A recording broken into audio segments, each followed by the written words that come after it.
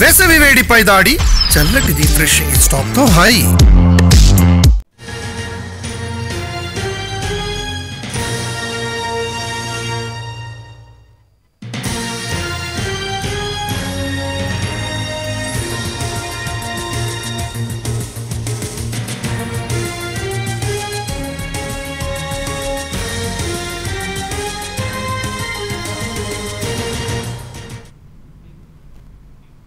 మాకొద్ది ethanol factory అంటున్నారు జోగులాంబ గద్వాల్ జిల్లా పెద్దధన్వాడ ప్రజలు.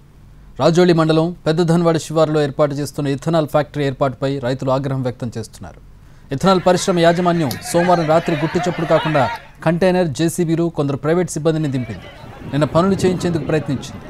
ఈ విషయాన్ని గుర్తించిన రైతులు అడ్డుకున్నారు. ఫ్యాక్టరీ నిర్మించే రోడ్డుపై బైఠాయించి నిరసన తెలిపారు.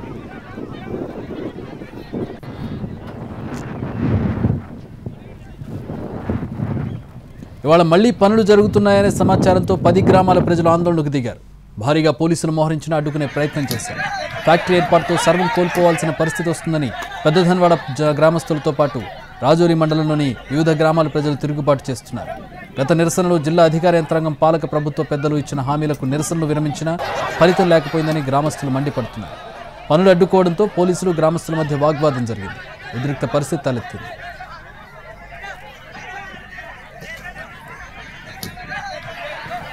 ప్రతినిధి పాషా జాయిన్ అవుతున్నారు. దీనికి సంబంధించి మరిన్ని వివరాలు అందించడానికి. పాషా, ప్రస్తుతం పరిస్థితి ఎట్లా ఉంది? గ్రామస్తులు ఏమంటున్నారు అంటే గతంలో జరిగినటువంటి నిరసన కార్యక్రమానికి ఇప్పటికీ మధ్య గ్యాప్ ఉంది. ఆ గ్యాప్ ఎందుకు ఇచ్చింది కంపెనీ? మళ్ళీ ఇప్పుడు ఎందుకు వచ్చింది? గ్రామస్తులు ఏమంటున్నారు? గద్వాల జిల్లాలోని రాజోలి మండలము పెద్దధన్వాడ శివార్లలో ఏర్పాటు చేయనున్నటువంటి గాయత్రి ఫ్యూయల్ ఇథనాల్ కంపెనీ ఏర్పాటు అనేది ఉద్రిక్తంగా మారింది. అయితే గతంలో 2003లో 24 ఎకరాల్లో 183 కోట్లతోటి ఈ ప్రాజెక్ట్ ని చేపట్టాలని కంపెనీ భావించింది. అప్పుడు అనుమతులు పొందింది. అయితే మొదటి నుంచి కూడా గ్రామస్తులు, ఆ చుట్టుపక్కల గ్రామాల్లో ఉన్న వాళ్ళంతా కూడా కంపెనీ ఏర్పాటును తీవ్రంగా వ్యతిరేకిస్తున్నారు. తమ పొలాలు, అదే మాదిరిగా భూగర్భ జలాలు కలుషితమవుతాయని చెప్పేసి వారు మొదటి నుంచి కూడా ఆందోళన చేపడుతున్నారు. అయితే కంపెనీ ఏర్పాటు అనే అంశం మాకు చెప్పకుండానే భూములు కొన్నారు. ఇక్కడ విత్తన అభివృద్ధి చేస్తామనే అంశంతో భూములు తీసుకున్నారు. ఆ తర్వాత ఇథనాల్ కంపెనీ పెడతామని చెప్తున్నారు. సో మేము దీనికి ఒప్పుకోమని చెప్పేసి దాదాపు 10 గ్రామాల ప్రజలు, రైతులు అంతా కూడా దీన్ని మొదటి నుంచి వ్యతిరేకిస్తున్నారు. ఈ క్రమంలో 3 నెలల క్రితం కూడా ఆందోళనలు జరిగాయి. ఈ ఆందోళనలు జరిగిన క్రమంలో అధికారులు ఇక కంపెనీ ఉండదు, కంపెనీకి మేము కూడా వ్యతిరేకిస్తున్నాము, అనుమతులు కూడా రద్దు చేస్తామని చెప్పుకొచ్చారు.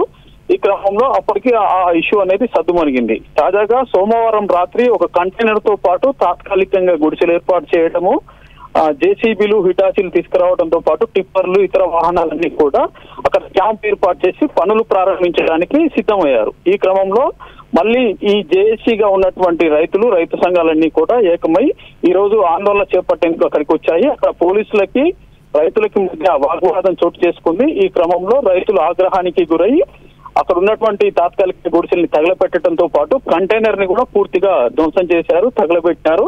ఒక వాహనాన్ని కూడా పూర్తిగా బోల్తా వేసినటువంటి సిచ్యువేషన్ మనకు అక్కడ కనిపించింది. అయితే ప్రస్తుతం అయితే ఎలాంటి ఉద్రిక్త పరిస్థితులు లేవు. రైతులందరినీ కూడా నచ్చజెప్పి వారి ఊర్లకి పంపించేశారు. కంపెనీ ప్రతినిధులు కూడా అక్కడ లేకుండా వారిని హైదరాబాద్ కి పంపించినటువంటి పరిస్థితి ఉంది.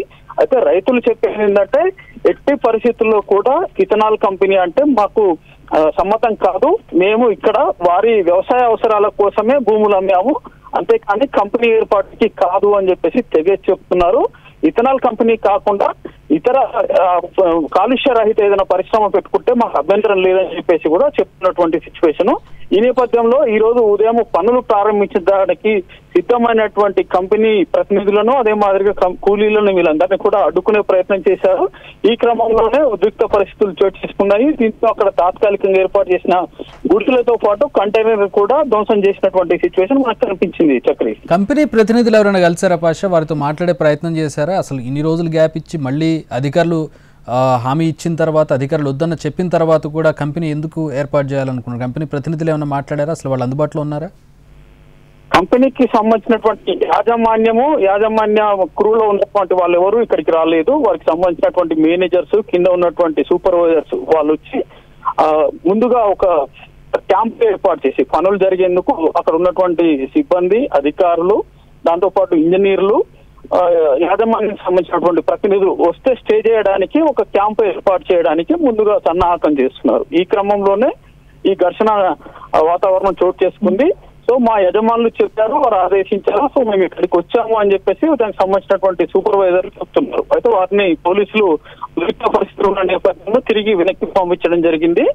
సో యాజమాన్య ప్రతినిధులు, జిల్లా స్థాయి అధికార యంత్రాంగము వారు మాట్లాడి ఇక్కడ కంపెనీ ఏర్పాటు చేయకుండా, ఇథనాల్ కంపెనీ కాకుండా వేరొక కాలుష్య రహిత పరిశ్రమ ఏర్పాటు చేసుకుంటే తమకు అభ్యంతరం లేదు, కానీ మేము వ్యవసాయం కోసం మాత్రమే భూములు ఇచ్చాము, భూములు అమ్మాము, అది కూడా చాలా తక్కువ ధరకి వాళ్ళు మా దగ్గర నుంచి కొనుగోలు చేశారు. ఇవన్నీ కూడా సారవంతమైనటువంటి భూములు. సో ఇక్కడ మాకు ఇథనాల్ కంపెనీ పెడితే భూగర్భ జలాలు చుట్టుపక్కల ఉన్నటువంటి దాదాపు 10-12 గ్రామాల భూగర్భ జలాలు మొత్తం కలుషితం కావడంతో పాటు ఈ ప్రాంతం అంతా కూడా కాలుష్య ప్రాంతంగా మారుతుంది. సో ఇక్కడ మేము ఎట్టి పరిస్థితుల్లో ethanol company, Gayatri fuel ethanol కంపెనీకి అనుమతి ఇవ్వము, వద్దు అని చెప్పేసి తెగేసి గ్రామస్తులు, రైతులు చెప్తున్నటువంటి సిచ్యువేషన్ ఉంది. Thanks for the updates Pasha.